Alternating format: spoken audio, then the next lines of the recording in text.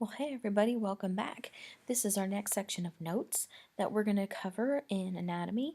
We're going to be looking at the action potential and pain and how that associates with the nervous system. So get out your notebook, write this stuff down in the input side, and we're going to get busy. Here's your essential question for today. How do local anesthetics work to block the body from experiencing pain when a person has a minor operation? We can see there's a figure down here below the question. This is showing the work of lidocaine in action. This is showing an electrical signal moving across a membrane, action potential, and then what happens whenever somebody receives lidocaine, which is a local anesthetic. Let's investigate further, shall we? Okay, so an action potential. An action potential, we've been talking about this now since the time we started looking at what makes a muscle move and contract. All right, we see here first what happens. There's some kind of stimulus. There's a resting membrane potential of negative 70 millivolts.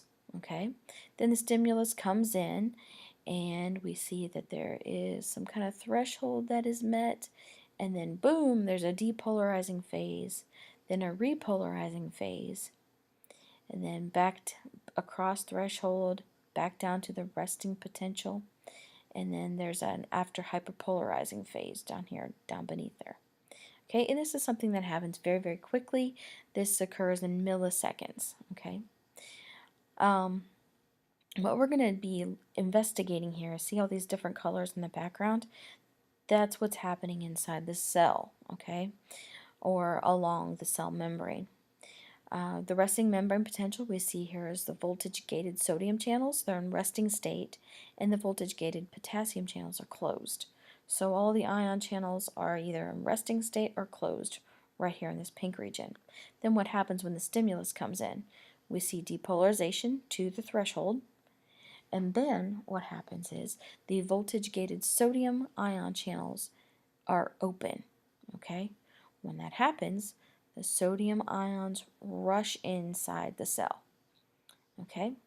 Then when we get to this tannish yellow region, the voltage-gated potassium channels are open and the sodium channels begin to be inactivated, okay? And we start seeing this repolarization, reversal of the polarization, because it went from negative 55 all the way up to positive 30.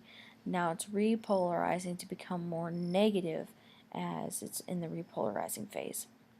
Then as soon as it crosses that threshold in the opposite direction, the voltage-gated potassium channels are open and sodium channels are beginning to be in the resting state.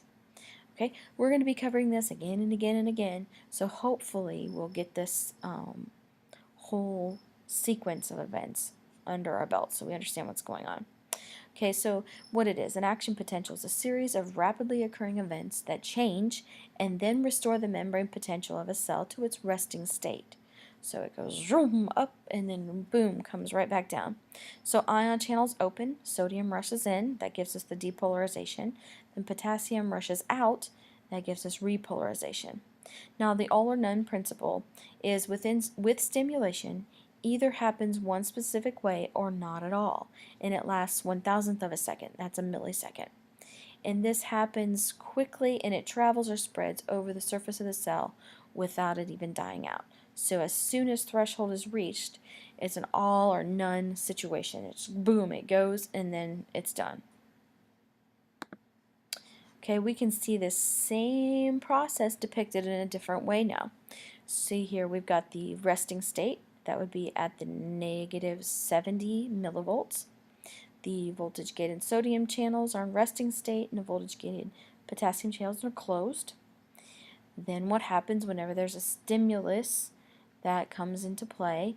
The voltage changes ever so slightly to take it to threshold. That's when we start seeing the depolarization happen, and that's because of the sodium gates are activated, they're open, there's sodium ions that are flowing into the neuron, and then it begins to polarize even more, Then we continue to depolarize down through here. That's when we start seeing the potassium ions leaving the cell, and sodium gates begin to close, not allowing any more sodium in. Then we're in full repolarization stage once the potassium ions and sodium ions start to balance out again, and then it moves back to resting potential.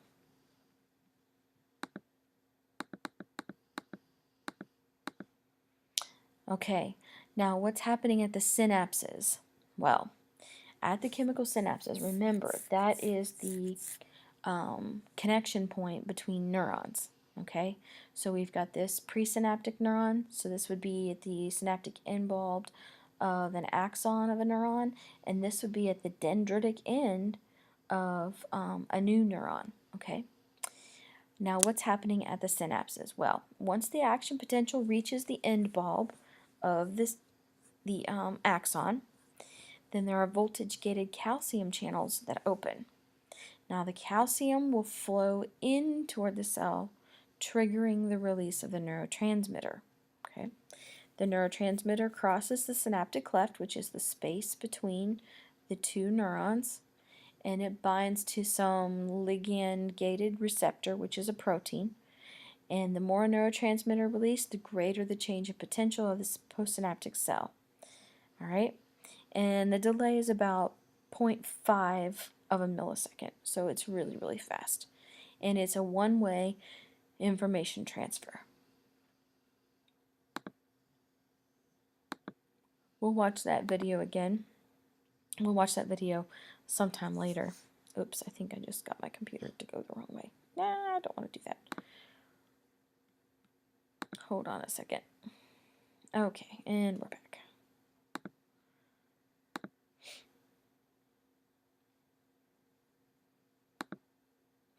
All right, pain sensations. Now this brings us to an interesting thing.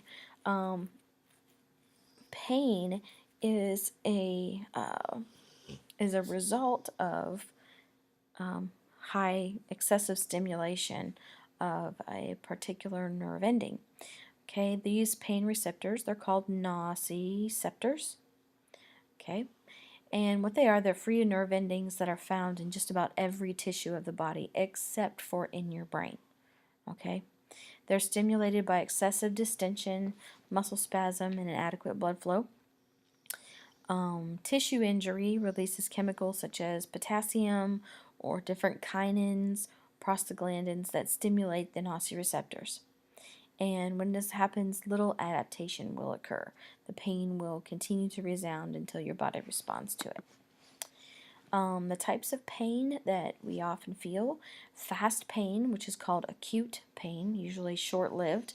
It recurs rapidly after a stimulus, which is like a 0.1 of a second. It's often a very sharp pain, like a needle, puncture, or a cut, and it's not felt in deeper tissues. There's a larger number of nerve fibers involved, and then and these are A nerve fibers, or acute nerve fibers. The next type of pain we see here is slow pain or chronic pain.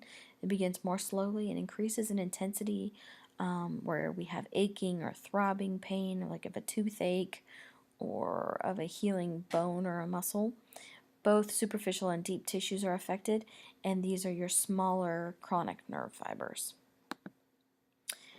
This next thing here, don't worry about writing this whole thing down, just jot down a few of the main points. What is a migraine headache? What migraines, if anybody's ever experienced them, they're horrible. They are the result of vasodilation, which is an enlargement of blood vessels that cause release of chemicals from nerve fibers that coil around the large arteries of your brain. The enlargement of these blood vessels stretches the nerves that coil around them, causes the nerves to release those chemicals that we register as pain. They cause inflammation, pain, and further enlargement of the artery, which magnifies the pain. Migraine attacks commonly activate the sympathetic nervous system. Remember, we said that's the fight or flight.